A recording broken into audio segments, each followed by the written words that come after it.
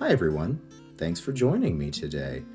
I would love to take this opportunity to tour you through the newest edition of 93 North Euclid Avenue, our brand new old bathroom. Now, if you toured through the house during the house tour in the fall of 2018, you might remember this bathroom as being just a little bit different than what you see here.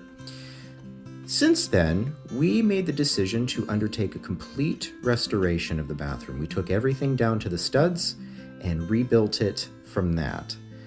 We spent a good deal of time researching what was here and what would have been here, just to ensure that the bathroom was going to be era appropriate for the house. Now, 93 North Euclid was originally built between 1911 and 1912. But there was unfortunately absolutely nothing of the original bathroom left when we bought the house. So we also contacted some of the children of the family who owned 93 North Euclid for over 70 years, just to get their input and their recollections on what the bathroom used to look like. Now, I do have to disclose, of course, that it's not an exact replica. There were certain things that we changed, either for modern conveniences or simply because it's what we could find. But we tried to be as historically accurate as possible. Now, many of the fixtures that you see in the bathroom now actually date to the 1920s. So, about 15 years or so after the house was initially built. But I'm going to be taking you through the bathroom and showing you each of the fixtures and telling you a little bit about them. And the first thing that we're going to start with is actually the bathtub. Now, the bathtub, like many of the fixtures here, was manufactured by the Standard Sanitary Manufacturing Company. And the Standard Sanitary Manufacturing Company was a company based here in Pittsburgh, but they had locations, factories all over the United States. Now, this particular tub came from a town right around Los Angeles, California. These tubs are a little bit difficult to find. This one dates to 1928, and when we found it, we had it trucked across the United States because there wasn't another one to be had anywhere. And fortunately for us, it also came with what's called the standing waist, which you see the hot and cold taps there and the waist stack. Now the tile, we actually went to Chicago for the tile. This tile is manufactured by Heritage Tile Company. And Heritage Tile is one of the last companies in the United States to actually make subway tile to historic specification. And I absolutely knew when we started this project that I wanted historically authentic subway tile. So this subway tile, if you look very closely, in addition to being the correct dimensions and correct thickness, actually has a crackle glaze to it. So at certain times during the day, the light shines in through the window and refracts off of those crackles and just creates the most wonderful iridescent quality. Now the toilet. Many people might not be excited about a toilet, but I'm exceptionally thrilled with this toilet. This toilet dates to 1928. It's a Standard Sanitary Manufacturing Company Devoro toilet. Now the tank actually came from Construction Junction right here in Pittsburgh. But the bowl, unfortunately, when we bought it, was broken. So we had to look far and wide for another replacement 1928 Devoro elongated bowl. Now, as luck would have it, we found one in New York City. So one day we packed up our car and drove off to Manhattan, and we secured an identical copy of an elongated bowl Devoro toilet. Even the toilet seat is historically appropriate. That's actually a 1927 Brunswick Balke Colander Company whale-bonite seat. Now that came from the same company that we purchased the bathtub from, which is DEA Bath, again located in California. And if you're looking for historically appropriate bath fixtures, I recommend them. I cannot recommend them highly enough. They are just absolutely phenomenal. Now the cabinetry, not just this cabinet, but all three cabinets in this bathroom actually have a local origin. They came from a house that was built around 1895 on South Fremont Street here in Bellevue. And when I learned that the new owner of that house was going to be doing some renovations and that the cabinetry would be coming out, I was more than happy to give that cabinetry a new home.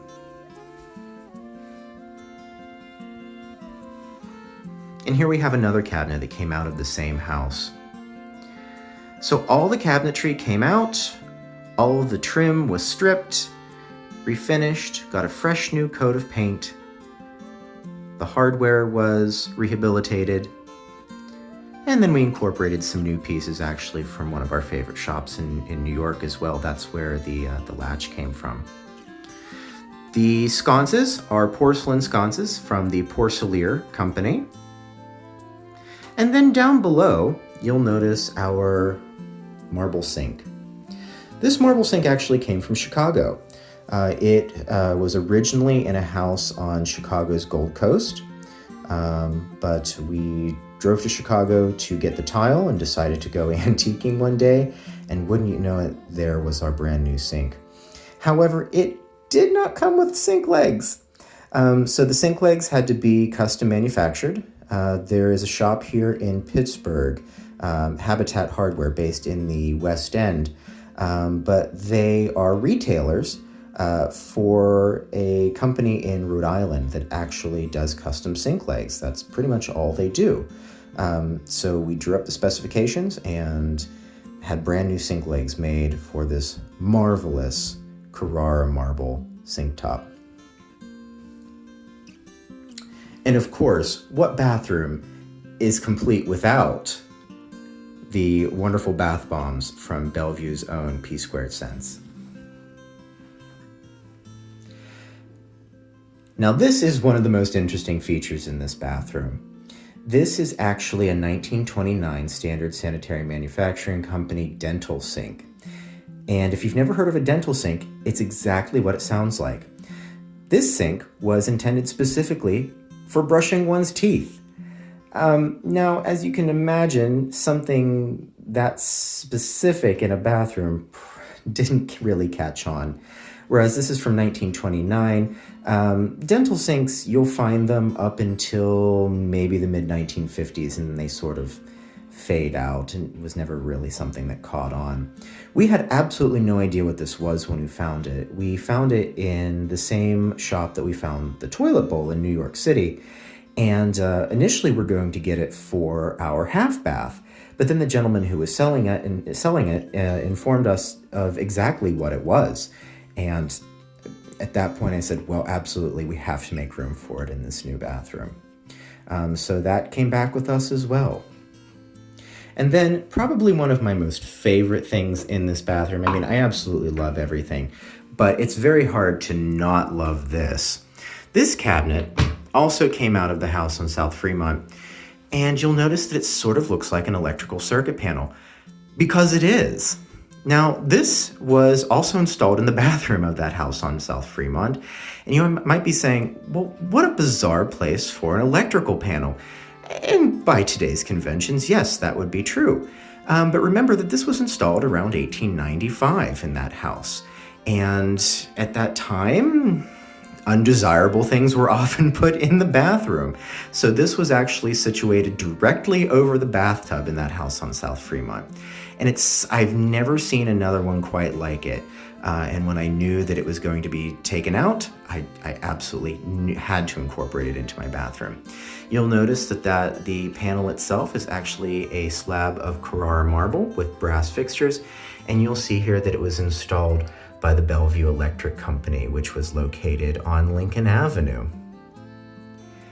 And then we also have the electrical wiring contractor's information still in there, David S. Martin, who was located on Fifth Avenue, just outside of downtown Pittsburgh. And you'll see that he also specializes in speaking tubes, which is another fantastic bit of that you'll sometimes find in older houses, if you're lucky, of course.